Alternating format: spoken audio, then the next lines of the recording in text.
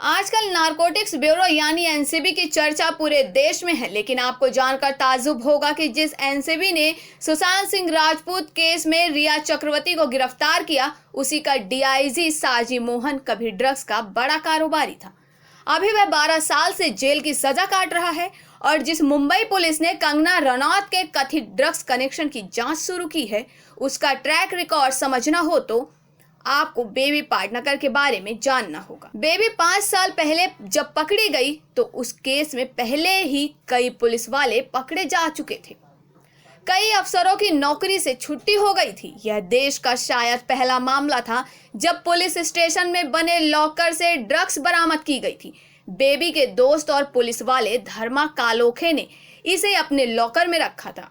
आज हम आपको बताएंगे कि बेबी यानी शशिकला पाटनकर की दोस्ती पुलिस से कैसे हुई और वह ड्रग्स के धंधे में कैसे आई। आपको बता दें कि 5 साल पहले बेबी को गिरफ्तार करने वाले रिटायर्ड एसपी अवधूत चौहान ने बताया, शशिकला का बचपन वर्ली कोलीवाड़ा में बीता। इस इलाके में मारिया नाम का गुंडा रहता था। किसी बात पर बेबी के 4 भाइयों का उससे झगड़ा हुआ और उन्होंने मारिया का मर्डर कर दिया।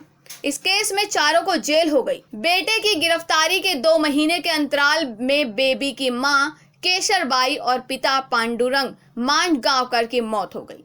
तब बेबी 6 साल की थी। उसने घर घर जाकर काम करना शुरू कर दिया, जबकि उसके एक और भाई अर्जुन ने किसी गैराज में नौकरी कर ली।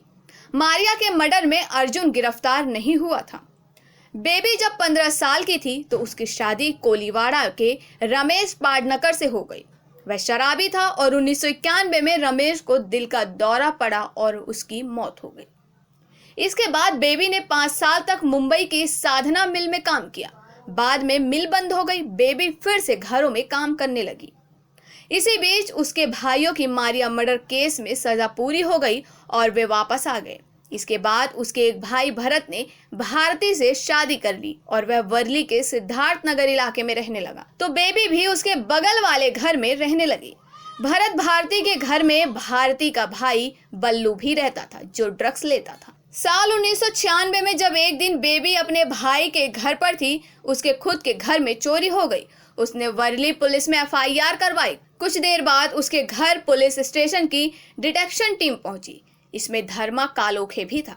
चोरी के बहाने बेबी के घर हुई मुलाकात में धर्मा की बेबी से हद से ज्यादा नजदीकियां पड़ी। इसलिए बेबी के भाई के साले बल्लू को भी ड्रग्स की अपनी तलब पूरी करने में किसी तरह की कोई दिक्कत नहीं हुई। बल्लू पड़ोस में रहने वाले अयूब से ड्रग्स लेता था। अयूब को जब मुंबई से बाहर जाना होता था तो वो ड्रग्स बेबी के घर में रख देता था। तब बेबी ही उसे बेचती थी।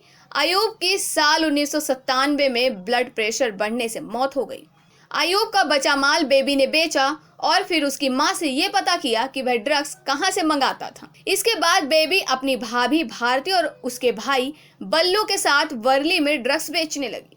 वर्ली पुलिस स्टेशन के नजदीक एंटी नारकोटिक्स सेल की यूनिट भी है।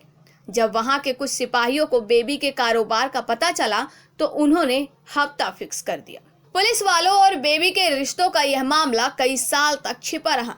9 मार्च 2015 को जब सतारा पुलिस ने खंडाला में मरीन लाइंस के पुलिसकर्मी धर्मा कालोखे के ठिकाने पर छापा मारा तो वहां से 110 किलो ड्रग्स मिली। अगले दिन मरीन लाइंस पुलिस स्टेशन में उसके लॉकर से भी 12 किलो ड्रग्स बरामद हुई। धर्मा धरा गया, लेकिन पुलिस स्टेशन के अंदर ड्रग्स मिलने से पूरे देश में हंगामा मच गया। धर्मा ने बेबी पाटनकर का नाम लिया, लेकिन कई दिन तक बेबी किसी को नहीं मिली। हाँ, उसकी तस्वीर मीडिया में आने पर उसे सब पहचानने लगे थे। 5 साल पहले मार्च के आखिरी सप्ताह में बेबी एक लग्जरी बस में कुराट से मुंबई आ रही थी। किसी ने उसे देख लिया और मुंबई क्राइम ब्रांच में खबर दी। उसे उसी बस में पनवेल से पहले गिरफ्तार कर लिया गया। जब उससे पूछताछ हुई तो उसने सिर्फ धर्मा से ही नहीं, पुलिस डिपार्टमेंट में कई और लोगों से भी अपनी दोस्ती जाहिर कर दी। उसने दावा किया कि खंडाला में कालोखे के ठिकाने पर ड्रग्स होने की टिप उसी ने किसी के जरिए पुलिस को दी थी। आखिर उसने ऐसा क्यों किया? इसके जवाब में बेबी पाटनकर ने बताया, खंडाला में 9 मार्च 2015 को जो ड्रग्स जब्त की गई उसे वह कुछ महीने पहले मुंबई लाई थी। कुछ दिन तक उसने इसे वर्ली में अपने घर में रखा। बाद में उसने धर्मा से इसे अपने किसी ठिकाने पर छिपाने को कहा। कालोखे ने इसी शर्त पर यह ड्रग्स छिपाने का भरोसा दिया कि वह बदले में उसे 25 लाख रुपए देगी। कालोखे ड्रग्स को कुछ महीने पहले खंडाला ले गया, लेकिन बेबी ने वादे के बावजूद उसे 25 लाख रुपए नहीं दिए। क्राइम ब्रांच के एक अधिकारी के अनुसार कालोखे पुणे में किसी प्रॉपर्टी में इस 25 लाख रुपए को निवेश करना चाहता था। बिल्डर को 1.5 लाख रुपए एडवांस में भी दे दिए थे, लेकिन बेबी की इस वादा खिलाफी की वजह से उसकी पुणे की यह प्रॉपर्टी खतरे में पड़ गई थी। बेबी ने पुलिस को बताया कि उसके बेटे गिरीश ने धमकी दी थी कि अगर अब वह इस धंधे में रही तो वह खुदकुशी कर लेगा, पर धर्मा उस ड्रग्स रैकेट में बने रहने का दबाव बना रहा था। बेबी पर साल 2001 में एक एफआईआर हुई थी। उसके बाद 2014 में वर्ली और वसई में 2 एफआईआर हुई। एकाएक उस पर हुई 2 एफआईआर से उसका शक कालोखे पर बढ़ गया। शक इसलिए भी था कि अभी तक मुंबई में बेबी की मंगाई ड्रग्स की बाजार में सबसे ज्यादा सप्लाई होती थी, लेकिन जब खंडाला में 110 किलो से भी ज्यादा ड्रग्स को छिपाने के बावजूद मुंबई में ड्रग्स की सप्लाई बढ़ती रही, तो बेबी को लगा शायद कालोखे ने किसी और ड्रग्स तस्कर को मुंबई के बाजार में उतार दिया है। खंडाला और मरीन लाइंस में जो ड्रग्स जब्त किया था, पुलिस का कहना था कि वह एमडी ड्रग्स थी, लेकिन फॉरेंसिक रिपोर्ट के आधार पर इस केस में आरोपित पुलिस वालों ने कोर्ट में इसे अजीनोमोटो बताया, जो चाइनीज खानों में स्वाद बढ़ाने के लिए इस्तेमाल किया जाता है। अपने इन पुलिस दोस्तों की मदद से बेबी ने मुंबई, पुणे, लोनावाला, कोकन में कई बंगले बनवाए। बेबी के 22 बैंक अकाउंट और 1.45 करोड़ की एफडी होने की बात अधिकृत रूप से सामने आई थी। उसने शराब की कुछ दुकानों और आलीशान गाड़ियां भी खरीदी थी।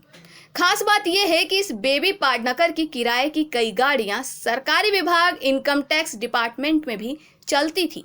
इसी प्रकार की बड़ी खबरों में बने रहने के लिए हमारे चैनल को लाइक, सब्सक्राइब और शेयर करना ना भूलें।